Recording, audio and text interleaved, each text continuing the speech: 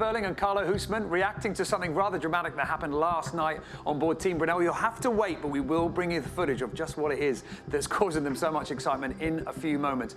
But first, some big news to bring you. Dongfeng Race Team goes into stealth mode. We're going to look at that in a little bit more detail. What are their options and what it is that we could expect by the time they re-emerge later on tonight. Plus, we're going to have your questions answered by our race expert, Sam Matson, solo offshore sailor. He's going to be joining us at the end of the show. So if you've got any questions, any burning desires, put them in the comments below and we will do our best to answer them. But first of all, let's have a look at where the fleet are right now and how the race is planning out on the virtual tracker. Well, the last corner of the ice exclusion zone is about to be behind all the teams. Axel Nobel, Turn the Tide on Plastic, and Sun Hunkai Scallywag chasing hard the front four. It's Team Brunel and Vestas 11th Hour Racing in the battle for third as Dongfeng Race Team go into stealth mode. And that left Mafre leading, but with a big question mark as to exactly where the final attack would come on that last push into Melbourne as we see the conclusion of leg 3. And the big question is, how is this going to affect the points? Let's take a look at the scores and the overall leaderboard after 2 legs. Going into this leg into Melbourne, Mafre in the lead, 14 points, only 1 point clear of Vestas 11th Hour Racing. Then Dongfeng Race Team in third on 11 points. If the votes finish in the current positions, this is how the scoreboard will look. Mafre will be very strong indeed, 29 to Dongfeng Race Teams and Vestas 11th Hour Racing's 23. But if Dongfeng Race Team, in stealth mode at the moment, can do the dirty on the Spanish boat, this is what will happen. Mafre and Dongfeng Race Team will sit at the top, joint on points. Now, the inshore series will split the tie in Mafre's favour, but it certainly levels the playing field. But let's not forget, there's an incredible battle happening out there on the water. We have got Sun Hunkai Scallywag and Turn the Tide on Plastic not that far away from each other. And if you've been following the race all the way around the planet, you will know that these two teams always seem to be inseparable on the racecourse. We caught up with Antonio Fontes, the navigator on Sun Hunkai Scallywag, to get the lowdown. Right now everything is okay. The conditions are not great, but yeah, everything is it's cool. We have like between 25 and 30 knots of wind speed, and the sea state very bad. And but yeah, we are fighting still. It's been rough outside, yeah, for sure. Obviously, I haven't been outside on this weather because it's too dangerous for me with my arm like this. But yeah, I've seen them outside and I've heard them. Yeah, it's been hard. Last time we jibed this morning was a tough one. Well, you mentioned your arm. How is the recovery going? Yeah, it's definitely better, but still feel some pain doing some movements. And yeah, I just don't want to break more or to do worse. So I just play safe here and stay more inside the boat. Let's talk about the race ahead and the miles that you've got left to go to Melbourne. Effectively, just under the equivalent distance of leg 1. With so many miles left ahead of you, what do you think you can do in the time you have? Well, the big choice now is when to jibe.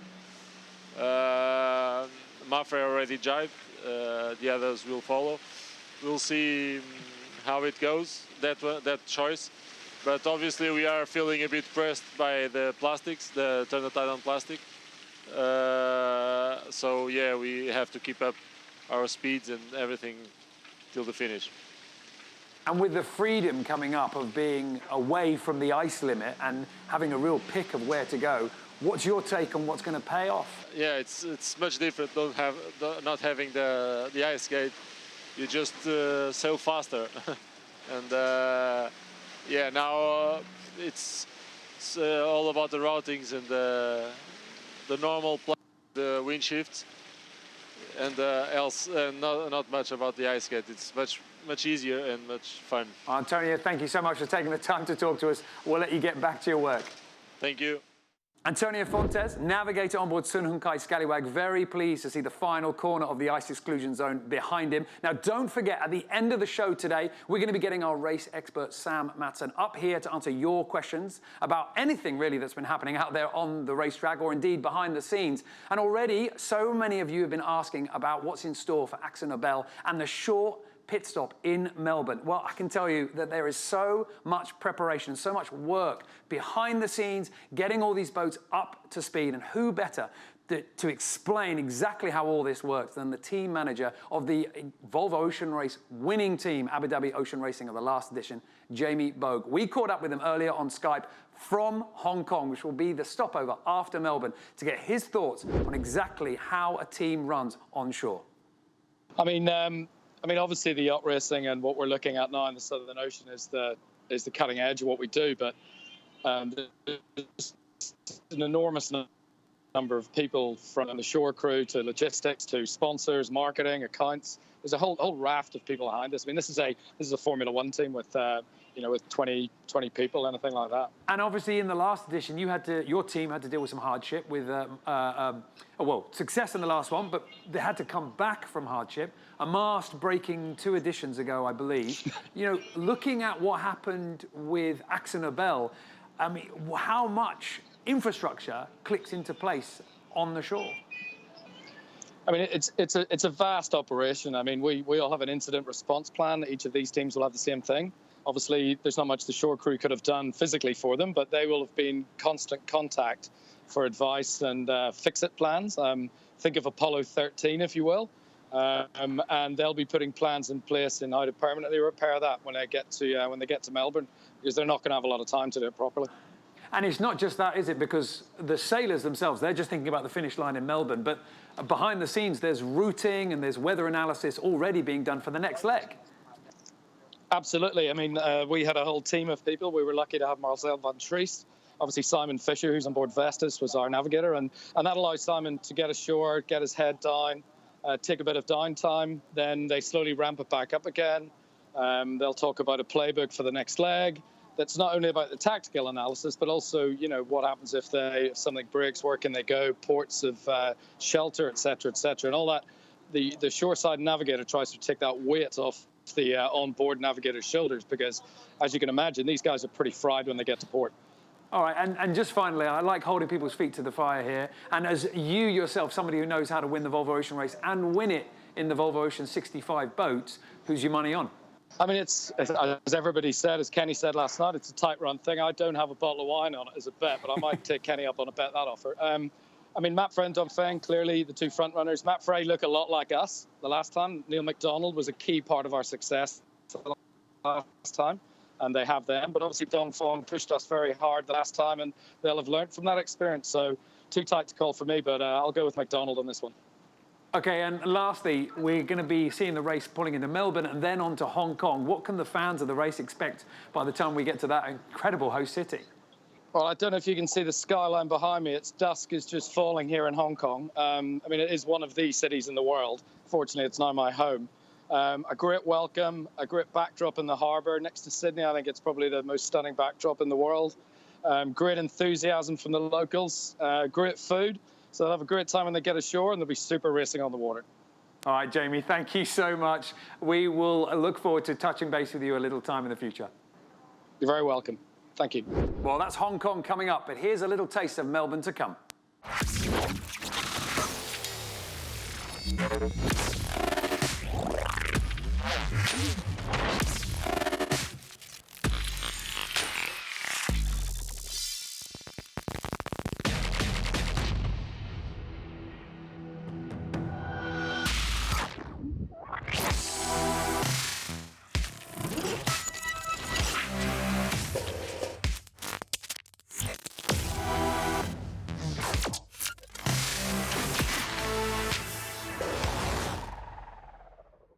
Well, that's Melbourne, and if you're watching at the top of the show, you'll know that we teased you a rather dramatic moment that happened on board Team Brunel last night. The footage came in, well, unbelievable scenes. Take a look at this.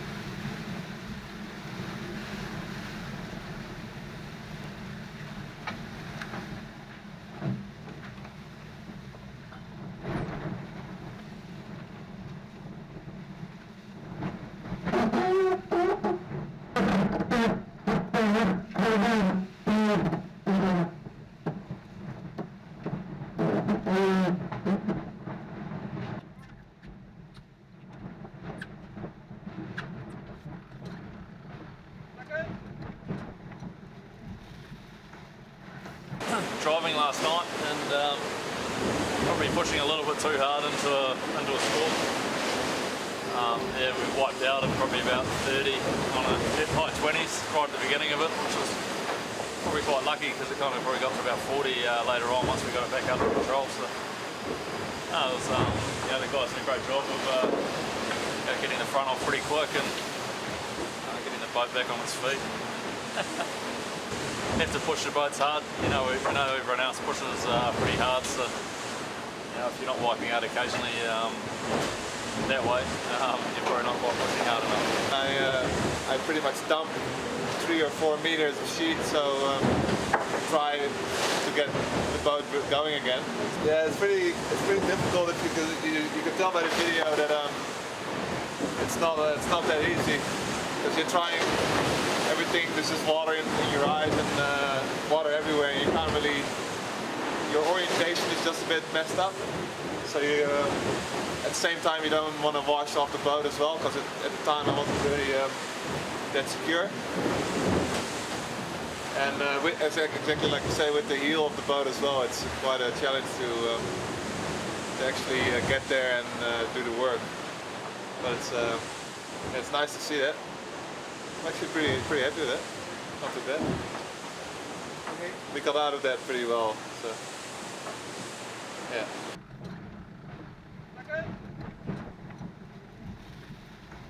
Exciting times last night for Team Brunel. Now, we have got Sam Matson here, offshore sailor, race expert with the Volvo Ocean Race team, to talk us through what's coming ahead and also answer some of your questions. You've got the last few moments to send some questions in if you want to.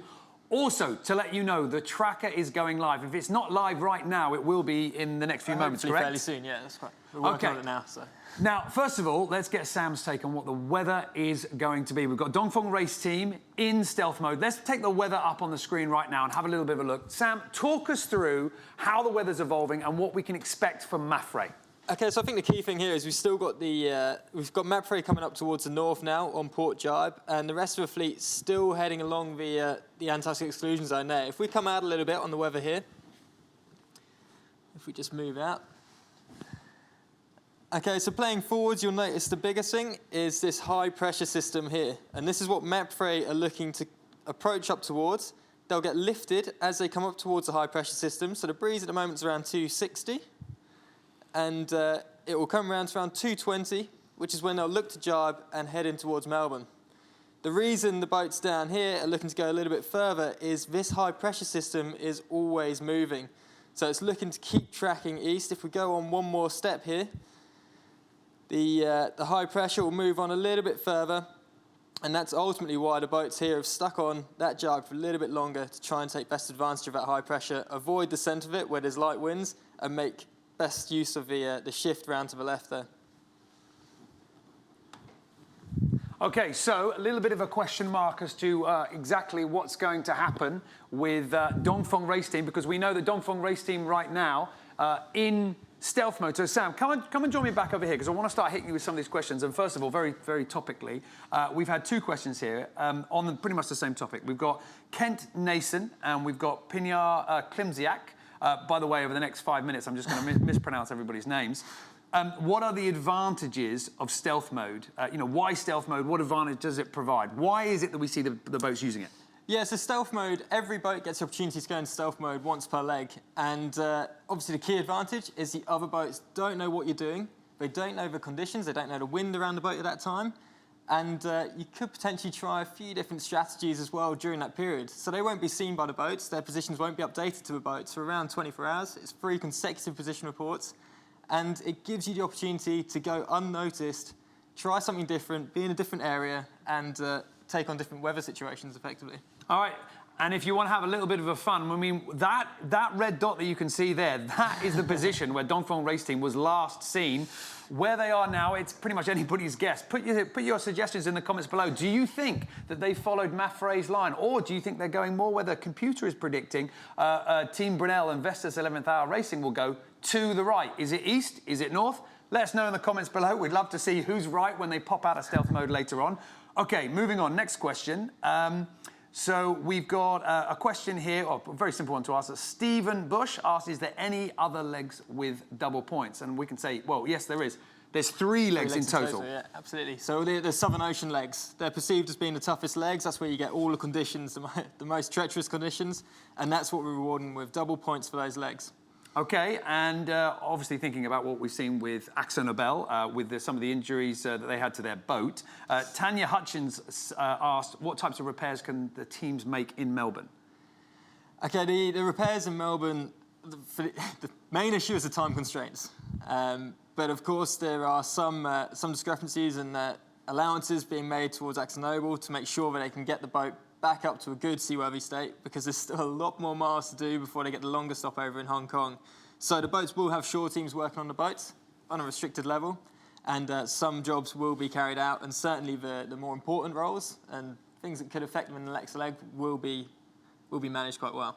Okay, another question coming in here from Tanya Louise Bailey Marbach, asking, do the boats have any kind of heating inside with outside temperatures 5 to 8 degrees centigrade? How do they keep themselves and their clothes dry? You mean other than grinding? Yeah, other than working hard. Other than driving a lot along the Antarctic extrusion zone. Yes, we have seen some adaptations to the engine. So using the engine fan, ultimately, pumping the hot air from the engine back into the boat and circulating that. It doesn't stay in the boat for long. They're only thin carbon shells, but it will make a slight difference. And every little difference helps. And basically drying out clothes and things like that, pretty much you kind of just got to live with it. Okay, Michael Doble here asks, can we discuss on the show how the boats generate and maintain power throughout the long legs? I mean, I'm assuming not human power, but electricity. Yeah, so electricity-wise, they've got the engine on board. The engine propeller and actual gearing system is sealed to make sure that they're not using it to propel forwards, but that can be coupled to the alternator, and that's what ultimately charges the batteries. So it's a large alternator strapped onto the engine, and that's what will give them the battery life, as well as some additions in from the hydro generators. Okay, another question here. Mike Bergmerger? What are the heads like on these boats, the toilets? I'm guessing the showers are a luxury. Well, yes, they are a luxury, but describe the sort of system that the sailors do have. Showers when it rains. Stand underneath the sail and get that water on you, nice fresh rainwater. And as for the heads, wow, imagine a bucket with a bit of carbon plumbing off the back of it. Not recommended. Right up in the bow, right in the bouncy spot. Place to be avoided, probably. And if you watch some of the videos that come off the boats, you'll know we have onboard reporters on all the teams. You might sometimes occasionally notice a sailor standing right at the back of the boat, sort of whistling to themselves and waiting for the camera to be turned off. You can just imagine what it is that they're waiting to do off the back. Dennis Del Piero, now this is a good question, specifically to you and the Race Experts team. Do you, the race experts, know the position of a boat when it's in stealth mode? That's a good question.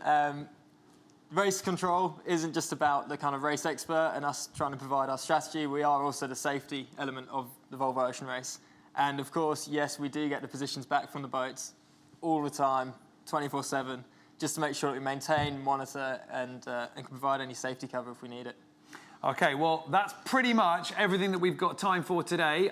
Let us know whether you think the outcome of this stealth mode with Dongfeng race team and Mafre. We're getting into the closing stages of this leg. Sam Matson, Will Harris, all the Race Experts team will be here. If you haven't done so already, you can follow them. In fact, on your screen right now, the Race Experts handle on Twitter, and they will be tweeting consistently all the way through the legs what they think is going to pay, what they've observed, and key moments in the race to look out for. We will be back tomorrow with another show at 1300 UTC, and of course the arrivals in Melbourne are coming up very soon. We will soon get to see the winner of this leg 3 of the Volvo Ocean Race.